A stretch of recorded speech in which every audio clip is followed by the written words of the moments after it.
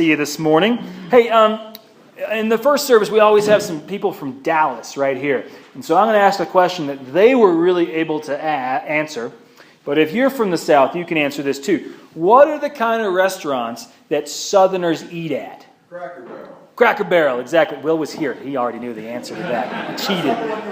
Yeah, Cracker Barrel is a good one. Yeah. What else? Sonny's Barbecue. Sonny's. I don't eat barbecue. I don't even know what that is. Oh, now there's a barbecue. You know what? On Thursday, on our Maundy Thursday service, we had a barbecue beef argument going on there between that. Okay, so we got barbecues. We got Luby's. Anyone ever go to Luby's? My grandparents used to bring me to Luby's all the time. But the key one is Western Sizzlin'. Anybody?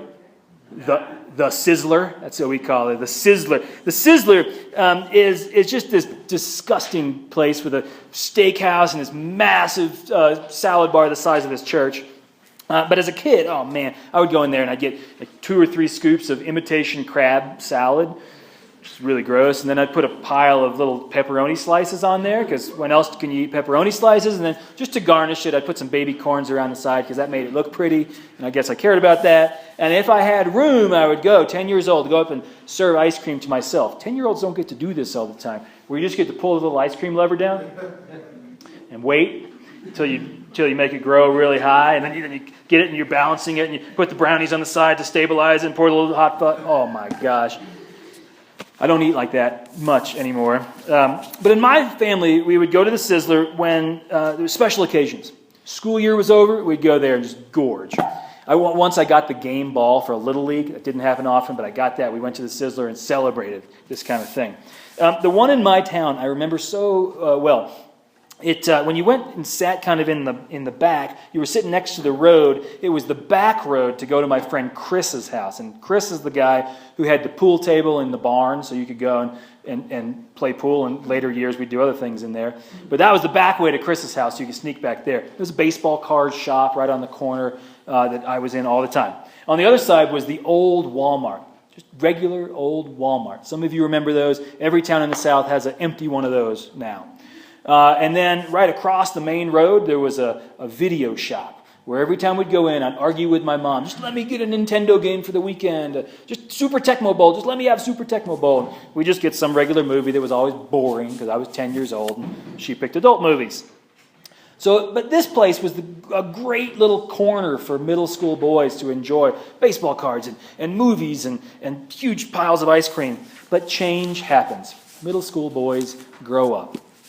Well, eventually, when I could drive, I wouldn't take the back road to Chris's house. I'd take the main road, which went by the Taco Bell. And in my high school, everyone who was anyone hung out at the Taco Bell when there was a party. So I'd drive by just in case someone forgot to invite me. So I didn't drive by the Sizzler. And the Walmart, of course, had shut down. They built a new one, a super Walmart, way out farther in town. So we didn't eat there much anymore. Except once when I was 15. One memorable meal, maybe the most important meal of my young life. I remember just where we sat, right in the corner by the windows where you could look out in all directions. You could see next to the video store, now there was a Subway had moved into town. And we were, if you look over at the baseball card shop, the hill behind it was just overrun with kudzu.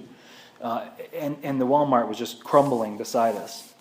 And at that table was me and my mom. Anyone else have stress with their mom when you're about 15, 16 years old? Never. Grace, they just looked at each other a little bit right there. Yeah.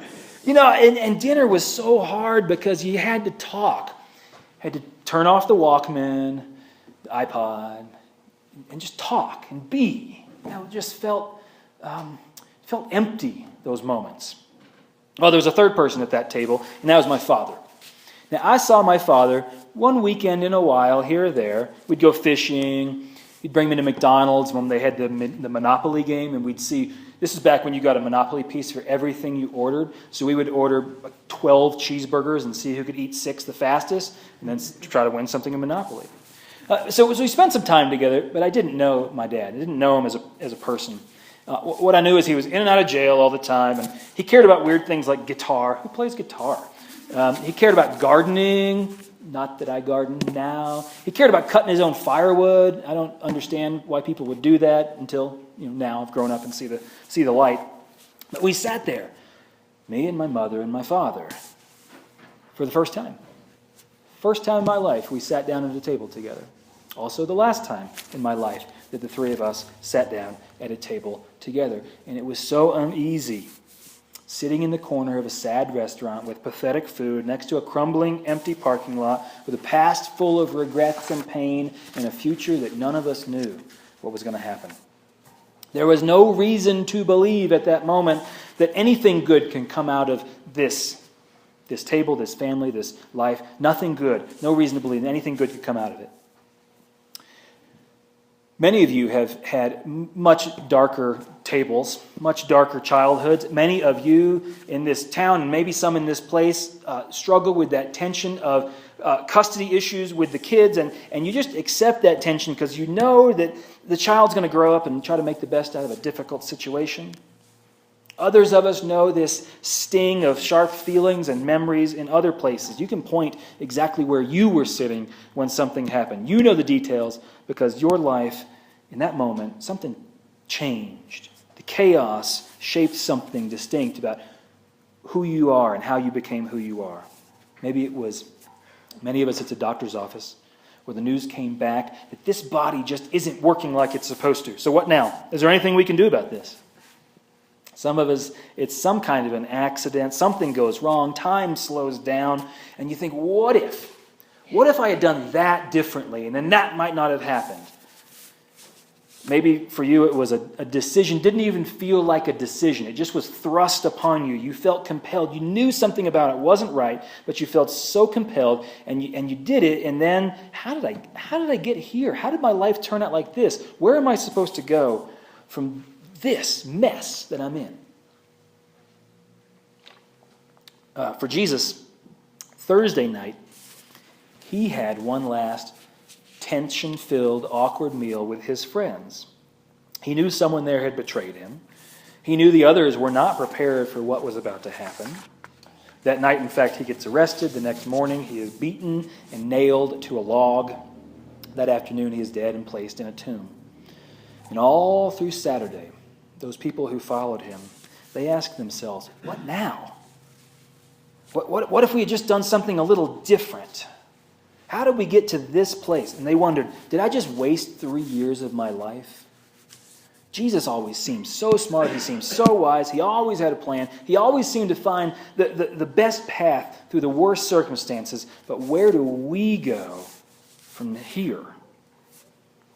And maybe you remember in your life what it was like to love that person so much with your whole heart, but that relationship stretched and crumbled.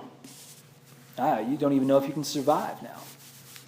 Maybe you say, well, I didn't smoke and I did use sunscreen all the time, and I'm sure somewhere in my life I made some bad decisions, but this disease came out of nowhere and it's pulling me down and I don't know what to do.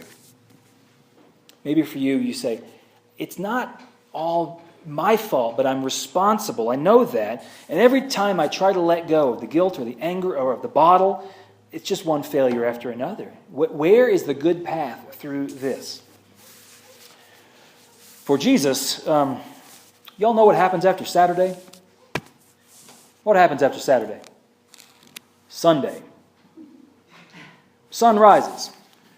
And all of us have had Thursdays fall apart. All of us have had awful Fridays. All of us have sat lonely, feeling near dead on Saturdays. But on Sunday, that is where hope rises. Whether you make it a habit to go to church on Sundays or whether you enjoy the great blue dome on Sundays, let me assure you, the hardest thing about believing in Sundays, the hardest thing about faith is not believing that a man died and then somehow rose again. Swallow that or not, it's up to you. The hardest thing about faith is not to believe that God is God's Son and that God's Son was on a cross, that God made God's Son go on until he died and God raised God. And if you believe in God raising God, then you can go after you die to clouds where naked babies fly around. That's pretty hard to believe, but that's not the hardest piece of faith. The hardest piece of faith is to trust in this world. With all the chaos and all the misery and all the death, the hardest thing about faith is to trust that this world runs on hope.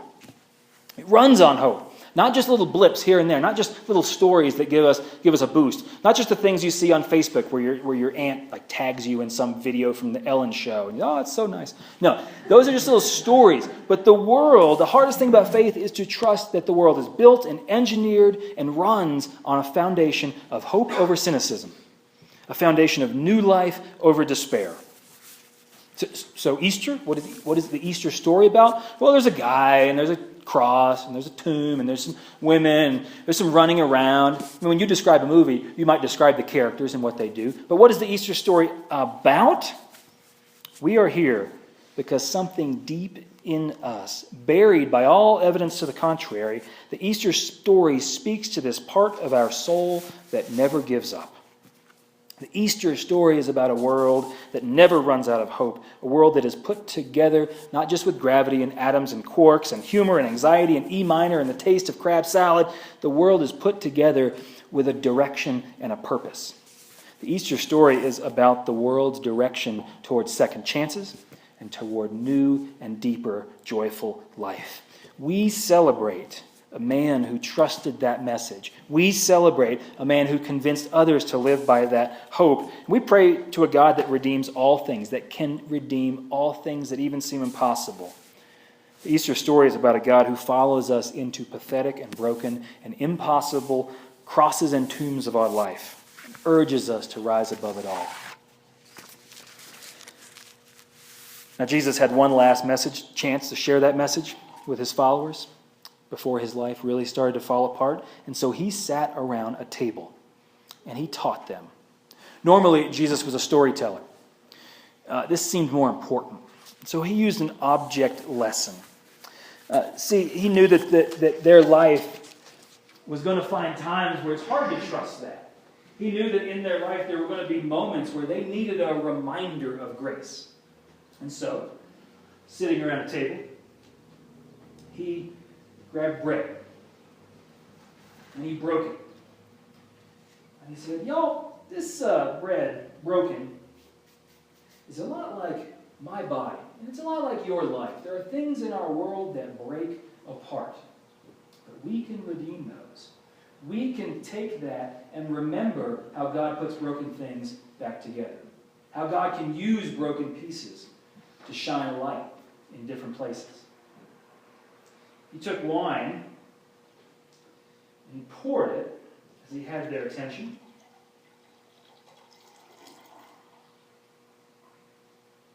And he said, this sure looks a lot like my sacrifice. I was squashed out like a grape. You will be bruised, you will bleed, you will feel like your world has crushed you. But remember, the world tells you that success and power are the way. I am going to make a new deal with you. That grace and forgiveness and trust is the way to have new life. I promise, even in your failures, even in your weakness, even in your vulnerabilities, we can make something out of that. Now, many of us come from different traditions. We have different assumptions about this table. In this community, a couple things about this table. First of all, there's nothing magic up here. This juice came from B&F. You could go buy some right now. It's no more special than the juice in your refrigerator. But when we do this together, something happens. Also, in many churches, it might not be clear, but everyone is invited to this table. You don't have to believe in God or raising from the dead. You don't have to know for sure what you believe. This is the place just to mark and remind and have a little hint that hope wins over cynicism.